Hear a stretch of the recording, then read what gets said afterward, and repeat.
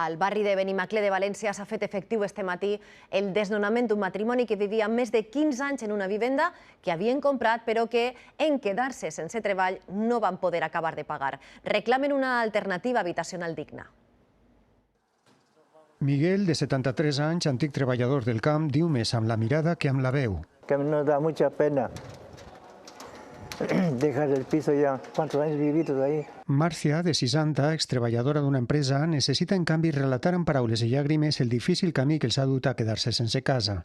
De yo tener un piso y que ahora me tiren a la calle, que estoy en la calle, no puedo, o sea, me siento un poco mal.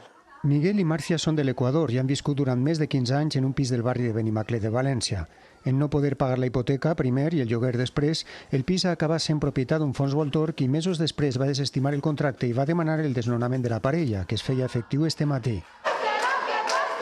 No anem a tolerar ni un desnonament més de famílies vulnerables. De moment, Serveis Socials els ha oferit una residència, un albergue, fins que troben un pis. Yo he buscado pisos por todo lado.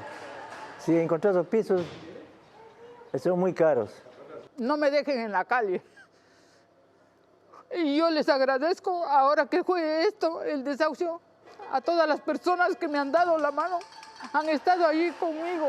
Esta nit, Marcia i Miguel faran nit en casa d'un familiar. Demà seguiran esperant una alternativa habitacional que els puga permetre viure amb dignitat.